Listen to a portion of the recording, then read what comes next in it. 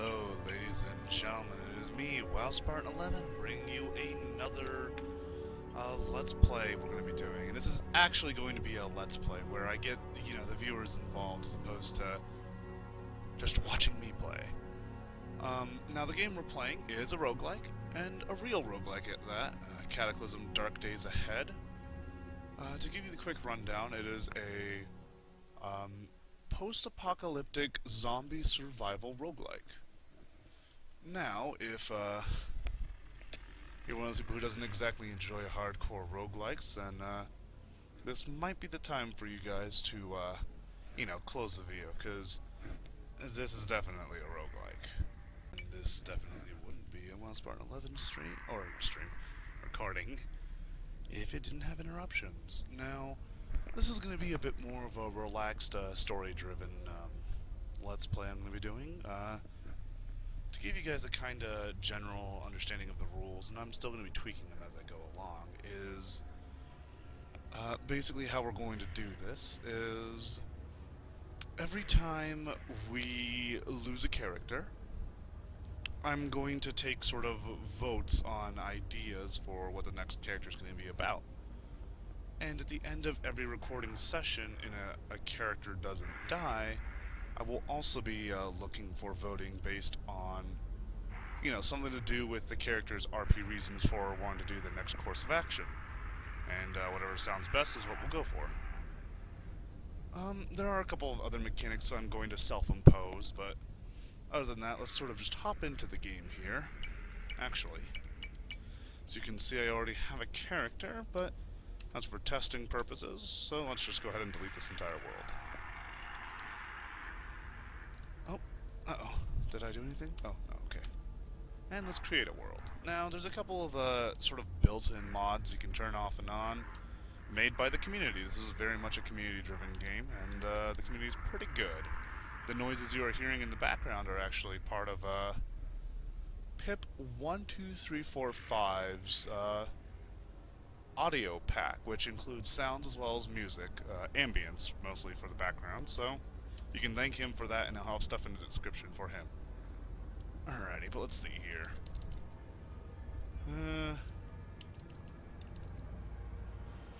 I don't think we need more weapons and tools. There's quite a bit in the game. More locations is never bad. There's a chain of bankrupt pizzerias with still functioning animatronics. I don't think we need that. Tall buildings, huh?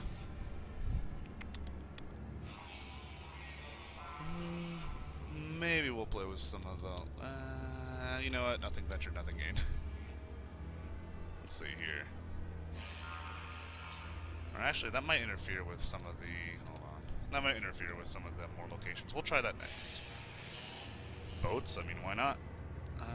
Let's see here. I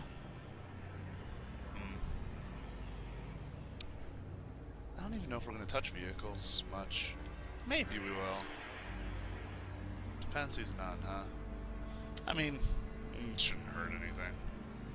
World Gen, you can see my stuff I have set up here. For those of you who don't know too much about the game, everything is procedurally generated, like every last little bit. On one hand, that also means there's not really a main story or anything, so to say. However, this game is very good at creating your own stories, which is part of why I'm doing this. We're going to leave most things at default.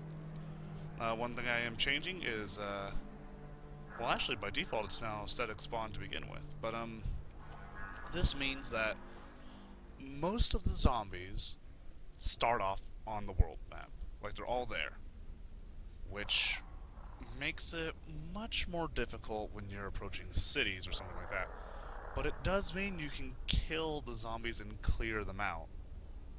And wander spawns means that these kind of hordes move across the map and, just pop down a bunch of zombies, and they're massive. You can't really fight them. And, they make it kind of a bit more lively, especially if you clear out somewhere. And, yes, we turn on NPCs because, sure, they can get a little buggy, but, it's fun. Mutations, why not? Experimental Z levels only slows down the game, so we're not going to mess with that too much. Confirmation. tank armor? What? Actually, let's... What do we want our place to be called? Let's start with this first place. Let's go to Dallas. Is that how you spell it? I don't know. Maybe. If not, it's mythological fantasy world of Dallas. And you can see nothing happened. All we've done is make the world. Now, if you've played Dwarf Fortress, that was much quicker, but most of the world is generated as we play. So let's start with our custom character. Now, it's going to look a little overwhelming to begin with. Not this part so much. This part's pretty easy. But you have, and I'm actually going to use the mouse for this, you have a few main parts of creating a character. Your scenario can change a lot of things. It can change what your character is allowed to play as, and it can change where you start. So as you can see, over on the right, professions and location. So if we go from like evacuee, and give a little flavor descript here, but say we go to bottom of a mine. You can only be a miner, and you start at the bottom of a mine. You are mining along when you found something.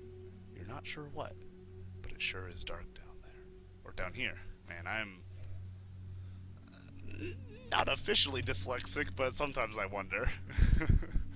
But anyway, we're going to start with evacuee, because it's kind of your basis, and it's a nice start. Now, profession's interesting, because this is kind of like who you were before the apocalypse started. Now again, you guys can vote on this stuff, but leave that for the end of a recording session. And to start off this first one, I think I know what I'm going to be doing, if I can find it. Let's see here. No.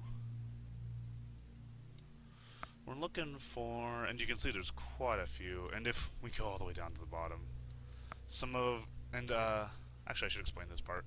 The points is what you have to build your character, so they're pretty important, but when you go all the way down to the bottom of like the professions, you can start off as a black belt, a bionic prepper, a bionic sniper, archaeologist. Why is this one good? Oh wait, 4. Wait, what? 6? Oh, there we go. A spiral stone. Oh, you might have a special thing. And I will actually be just right back about that, ladies and gentlemen. And we are back. I had to take care of some dogs and also get myself a beverage. And if you guys don't, I would suggest you get yourselves a warm beverage as well. Oh my, music's getting a little bit questionable. But, try to move past that for a moment and take a look-see-loo. Looking through, I couldn't quite find what I was looking for. I figured there was I mean, you have a lot of options here, but there's no just, what's the word? Pothead, really, which is unfortunate, because that would have been a funny starting dude. Jesus, music is a little bit loud, but you guys should be able to hear me just fine over it. But this guy, I believe, yeah, he's got the marijuanas. Let's see here. Combat boots, socks, trench coat. I mean, not terrible stuff, honestly. Let's see, so let's read his little thingy here. The apocalypse has been your psychotic dream come true. Now that the system is dead, it's time for you to party among the bones of the world. So this fella in particular, probably not too sad about losing people. And now here's another interesting section. These are your traits. You have bad traits and good traits. As you can see up at the top here, you have -12 and +12. This means that you can take up to 12 negative points of bad traits, which will add to your total points. And this means that you can take up to 12 positive traits that will add to your total points. They still cost points, so you kind of have to do a bit of a balance, especially because you still have stats and skills. So, looking at this, what do we want to do? Well, we're a punk rocker guy who doesn't quite care about what's happening with the world, and we probably just want to have a good time and not die. So, let's see here. I mean, I imagine as a punk rocker, you probably need to know how to handle yourself when it comes to drugs. So let's go ahead and take some of that. Let's see here. And there's quite a few things here. Well, sleep could be good. I imagine you probably don't get too much sleep when you're partying. Yeah. Why sleep when you can party, right? Screw that stuff. Let's see here. Let's see. What else would be good for a punk rocker? And these all have their own... Actually, I probably should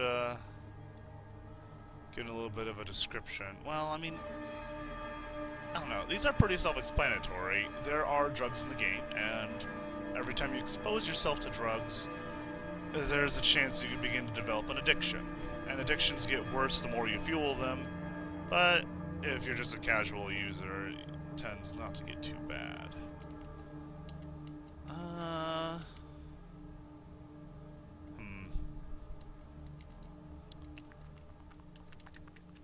Substance tolerance. That sounds reasonable, though I think that'll get rid of the good ones too, I think. Whatever, it makes sense. A skilled liar, huh? Maybe. Self-aware. And I'm not exactly trying to pick strong traits here, just more of stuff. Punk rockers spend a lot of time outside at their concerts. And I doubt they'd have good hearing, actually. Let's see here.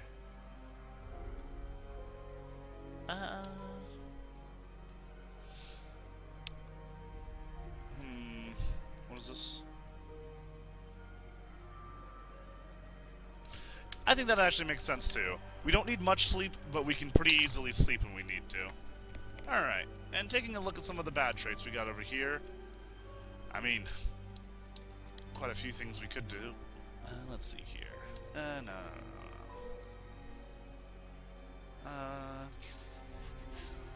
Trying to think here, what's good? Well, you know, party life. Tend to have faster metabolism. Definitely not a junk food intolerance. That'd be kind of odd. We're just gonna make a party guy and see how he does here. Definitely not a truth teller.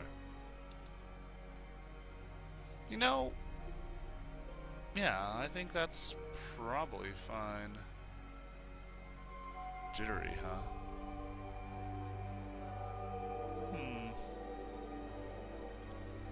You know, with all of that drug abuse, I think that would make a bit of sense. Forgetful might, too. That being said, I don't know if I exactly want that.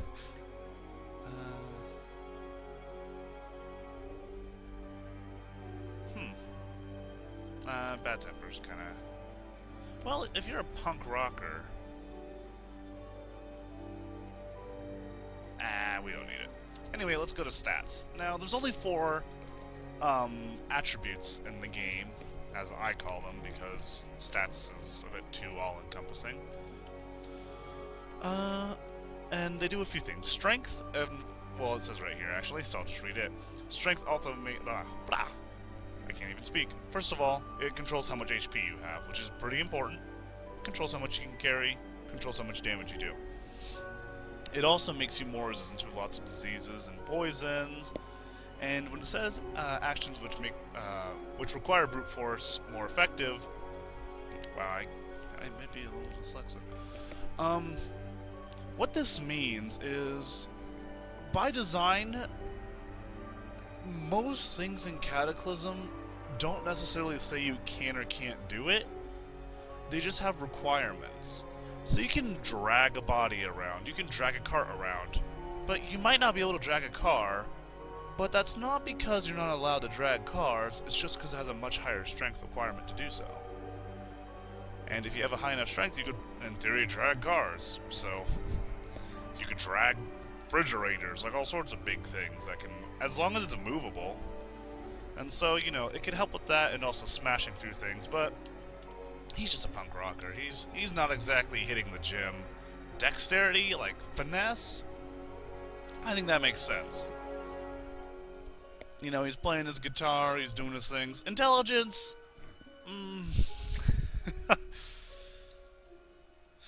boy, I don't quite know about this son, but I'm gonna throw him a bone and say that maybe he's one of those ones who reads up a lot.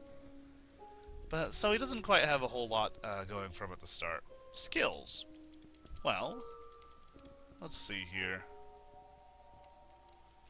What makes sense for you, buddy?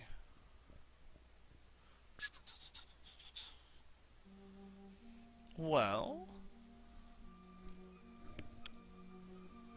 I'm gonna say this punk rocker's probably seen a few fights in his day. We'll go ahead and say he knows how to dodge.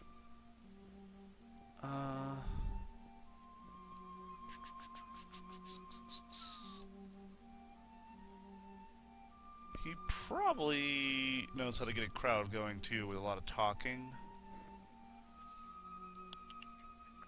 Surviving in the wilderness. I don't think that quite is him. So I don't think we'll go with that.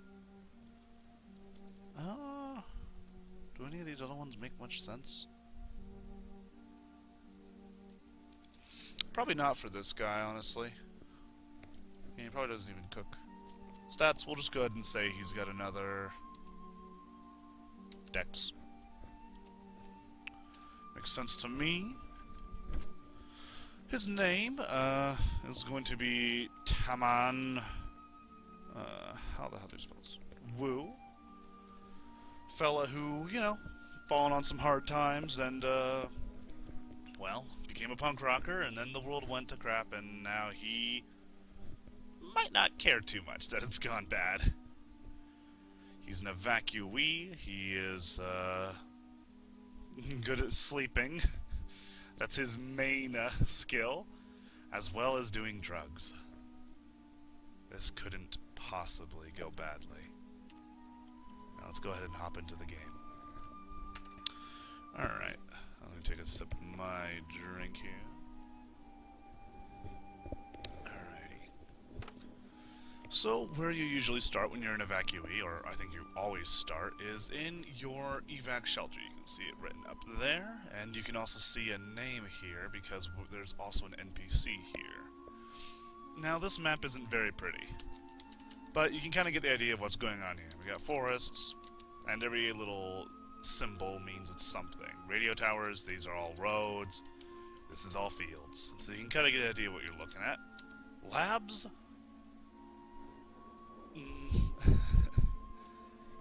Don't go there on your first day. What do we got here? A regional school. Oh boy, that's what we want.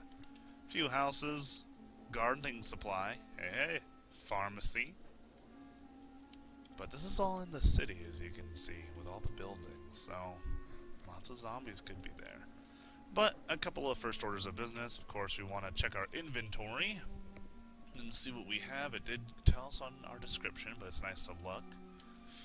We got our MP3 player, oh so important, a refillable lighter. And you can press enter on any of these items and get a nice description of what it is and a ton of stuff. This game has loads of detail. It's actually a little bit crazy, honestly, but it's part of one of the reasons I really like it, and it's part of one of the reasons it's, I want to say, one of my favorite games, if not my favorite game. But yeah, you can set fires with it, which could be good. We got some marijuana here. You can dried flower buds and leaves harvested from a psychoactive variety of hemp blend. Joy, joy. You could use it to craft a joint. Hooray! And we also got a bunch of rolling tobacco. Excellent. So we got the nicotine and the marijuana. It's perfect. And we got the rolling paper to do it. Alright. Speaking of crafting, if you press this button, you'll see a horribly crazy screen. There's a lot of stuff on here. First of all, the most important thing, whether or not you can actually craft. It's too dark here. You need light to see what you're doing. But we got all sorts of categories. We got weapons, and it'll tell you how to make all of these, and food, and chemistry, which I guess joints are under. Electronics, armor, and other. Which is quite a lot of strange things. Oh my gosh, a handmade holy symbol. What in the world would that be used for? I don't know. Anyway, we got a lot of stuff here. It's been not too long since I played, and of course we still have the sound pack, which is making noise. It's very dark in here, so we can barely see. You can see everything's basically in shadow because it's dark, and we can only see our square in perfect light. Well, I say perfect. He's holding a flamethrower. Let's say hi to him. We could yell, but we'll just do this. With Nick Havoc Parker, at least we've got shelter. So this is the person that we basically stayed with when everything went, you know, pear-shaped. Let's see here. And you have a list of responses you can do on the right here. You can look at them so you can see what they're wearing. And you can try to size them up. This guy's very weak. And if you ask him what to do, I suppose getting a car up and running should be really useful if it disappear.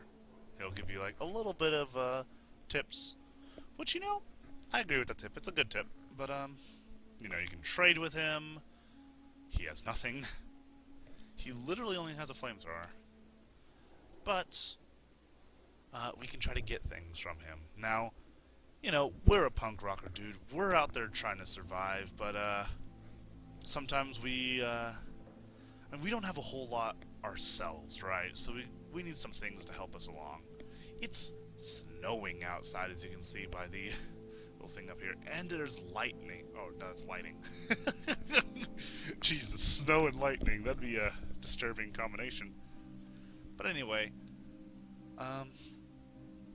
let's go ahead and, since he has nothing to trade, there's nothing we really want from him, let's see if he's willing to join us. Now, he wants to know why he should follow us. Let's just say we're friends. Yeah, he's not into it. That's fine. Well, let's say I can't leave the shelter because I'm your friend. Nope, go fuck yourself. Okay, sorry.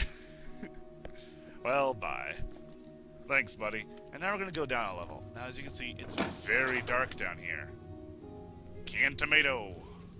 And we're just moving around. And this is what it looks like when it's in pitch black. Which can be very, very dangerous if there are enemies around. Now, sometimes these places don't have much. A pair of boots. Yeah, we're a little bit unlucky here, which is unfortunate. Now, there are a few lockers over here, which, for the most part, you can't see what are inside stealable objects until you're right next to them. So let's see what's in here. A folded emergency blanket and an emergency jacket. Right now it is snowing, but it is spring, so the snow should clear up. And there's nothing in any of these. Let's see if we can't do a couple of things here. And now we're outside. And we can see the great wide open area. Oh my. You can see some blood and some mangled human corpses over there. A newspaper page, some rocks. I was going to go grab some things over here, but let's go take a look at the dead guys. That's Amigo. Migos, if you're not familiar with Cthulhu lore, are horrible creatures that like to steal your brain. And I'm just gonna find it this way. Oh. Monsters. So it's quite far away. A flexuous monstrosity seeming as a giant crab covered in writhing antennae, clawed tentacles, and star-shaped growths. With a head like the insides of a fish, but for its dire utterance. Well, that's dangerous.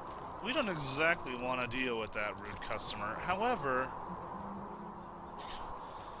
Those noises you hear are actually the Migo. As we can see, we're examining this over here, which is a rock. I'm going to explain a couple things here. You have two types of things you have to worry about when you're carrying things. Volume and weight. Your volume is determined by how much room you have on your person. Like pockets, backpack, like anything you're carrying. And the game does a very good job of determining how much space you really have. You know, it's pretty good in that regard. And weight, which is mostly determined by just your strength. Now we look at this rock. It's got a bash of 7, that's a damage type, a cut of 0, and a hit bonus of -2. Pretty bad moves per attack. It's made of stone. All sorts of stuff. We're going to take it.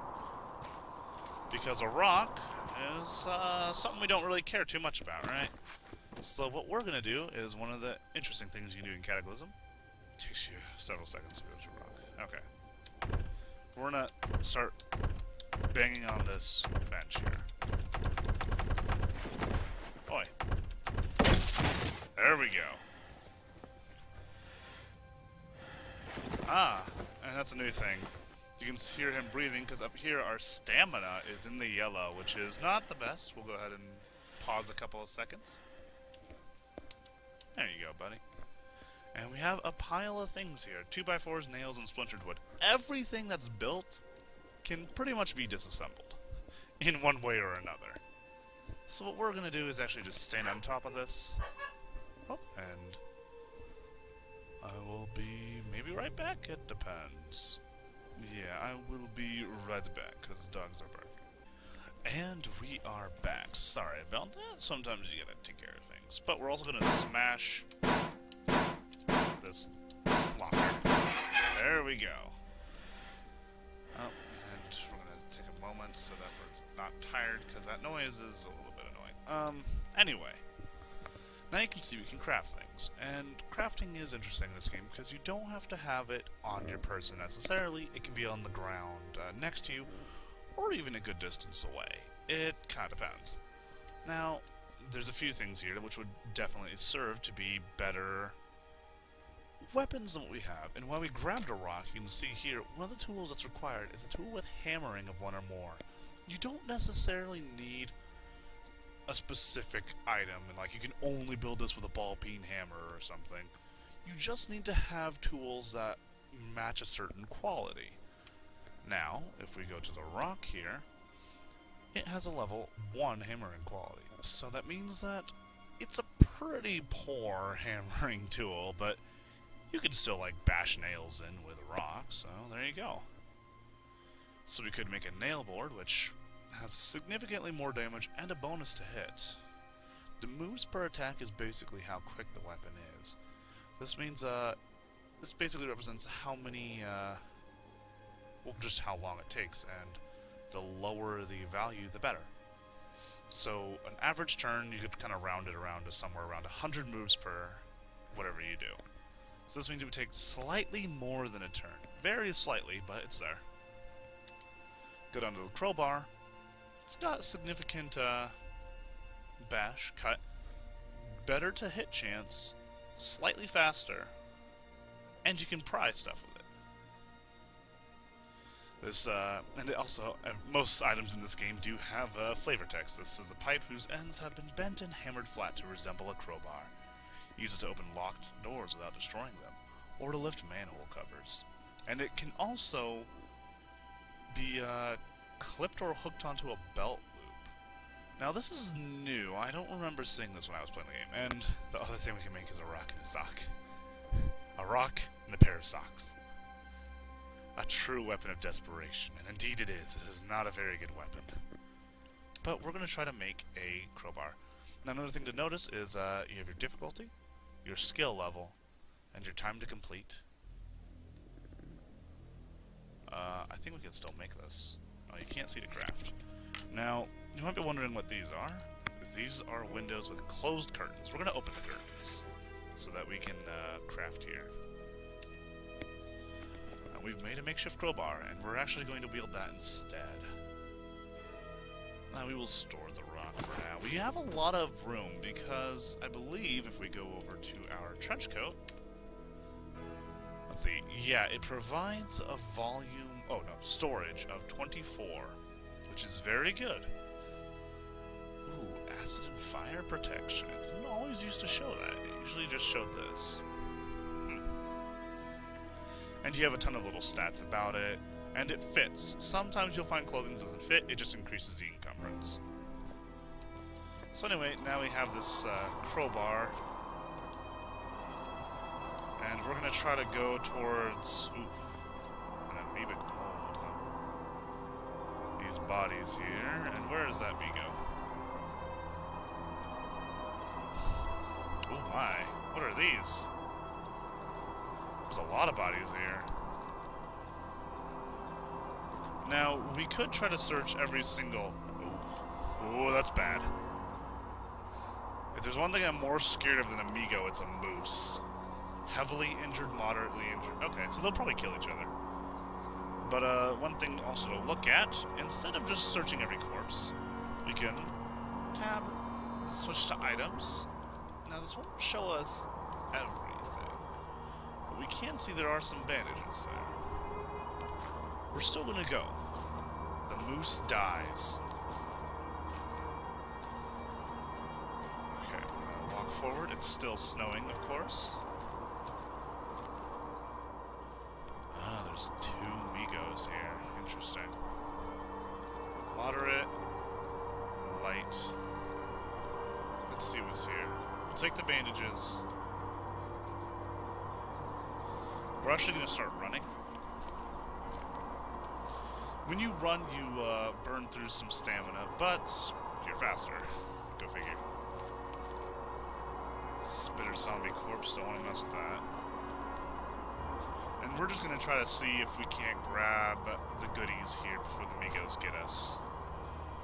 Dangerous, because Migos are very fast, but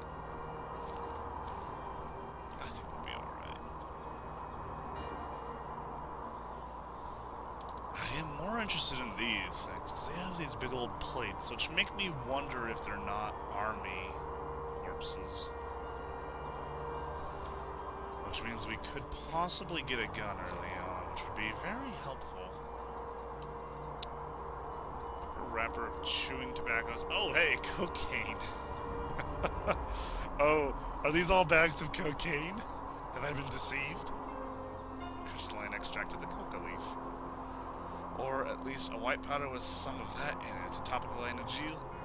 It is more commonly used for its stimulatory properties. Highly addictive. And we're going to take all of it, because guess what? We are made for drugs. This is like our calling card. Cocaine. Perfect. It wouldn't be a good start to Cataclysm if I didn't have some cocaine involved in it. Ooh. They're getting a little close. Some cigs, some cocaine, lots of stimulants, which is arguably one of the more useful types of... Start a fire quickly. Now, what I'm doing here is I'm applying an item to use it. Now, using the lighter, I can start a fire somewhere, which I just lit that bush on fire. Now, I don't expect it to last for very long. This is one of our first food items we found. It is a cracklins. There are 2 types of things in this game as far as your hunger and thirst goes, nutrition and quench. So some foods dry you out, some foods actually also give you quench. Enjoyability is how much of a morale bonus you get, which I'll talk about in a moment, and portions there are 2 of. Not terrible. When we go down to cocaine, we see it has an enjoyability of 25. Now what morale does in this game? If you press V, we pop up morale. We're at 0, so we're at a normal level. So we gain focus. Focus is up here at the top. 94 focus. We can also see our health because we have self-aware. But this is kind of an example of, basically the higher this is, the more experience you get from doing anything. So if we go over here, to our character sheet, we got like how weighed down and warm we are. You can see we're getting pretty cold. Our base move cost right now is only 58 because we're running. And if you go down here, you can see our skills. Now, speaking has 1%. That means we've used it because we were talking to our friend over there. Fabrication is at 10% because we have been fabricating things, and melee is at 5%. Did we hit something? Can't remember. We might have gotten melee training from building a melee weapon. But anyway, as you can see, that guy just stepped onto a tile with fire. It's a small fire, so it's not going to do a ton. But fire in this game is still very good. Oof. Baseball bat. Very good melee weapon. And more cocaine. Jesus. You're going to become a coke warrior. Start to fire quickly. And now what I'm actually going to do is move back up with my makeshift crowbar and try to bash this guy. Oof. I whack him for a critical. I dodge, but then my tank top gets ripped as he hits me for a significant portion of damage. Now, which one got me there? What I want to do is keep them from hitting me. So I'm going to run, which, again, most things usually take 100 turn units to do. So these guys are going to be moving about half as fast as I am when it comes to movement. Attacking is different. That's based on your weapon. But I'm going to move to try to get out of the way, but you can see he did a lot of damage. If your torso health ever hits 0, you die. If your head health ever hits 0, you die. That's how you die. Also, I'm not entirely sure how blood loss works in this version. I'm pretty sure it still just causes damage to a body part. But I think it's your torso. But it's safe to say if you don't stop your bleeding, you'll die as well. Now, damage does a few things in this game. You can see I now have a thing up here, pain. And I have 9 of it. Now, pain is not good, because pain does a few things, which I'll show you, because the game is very good at telling you. As you can see, first of all, I am now 6% slower from pain. I also have -1 intelligence because I'm in pain. That gets much more severe as you get more pain. Pain up here can go from 1 or 2 or 0 to 100, at which point you're so crippled with pain you can barely move, you can barely do anything, and of course, when you're in pain, your morale will go down, though at the moment it's not. So now we're in a kind of an awkward spot, right? It's like, hey, this will actually be a good demonstration, because this is a dangerous situation. These guys can hurt us a lot. Cocaine. Save it. Alright, so... Boy. Why did I... Let's see, you snort a bump of coke, you feel lightheaded. Then what happened? You got hit twice. Jeez, hit me in the head a few times. So, what happened there was, we kind of got into a bad situation. Now pain, as you can see what I was just talking about, becomes incredibly crippling. -5 to almost all of your stats. Stimulant, though. +20 speed, +3 intelligence, +2 perception, +2 dex. Now, we would have been better off just running, and we still are better off running. And what we're going to do is talk about terrain. Different kinds of terrain, like this tree or this underbrush, cost different movement costs, as you can see up here. Which means your speed has to meet this movement cost to move through it. Or, how does that work?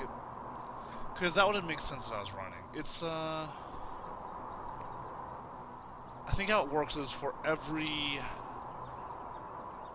Basically, it would cost me 3 times as much to move through a movement cost 300 tile. The best way to look at it is 100 is your base. This is how much more it would cost. I wonder if it is not slowed down by running. Maybe. Regardless, you want to get these guys to move through the dangerous things. Now, we probably will die here. However, what I'm trying to do is get back to Mr. Parker. We are still running. Ah! Too bad. Watch the last moments of your life. We're okay. And that was Tamanwu. He died to horrible Cthulhu monsters who will now steal his brain, put it in a jar, and take him away to some horrible, like, Yog-Sothoth-ruled thing. Now, that was one person. I think we can probably show off another really quickly. I will break the recording here just for that reason.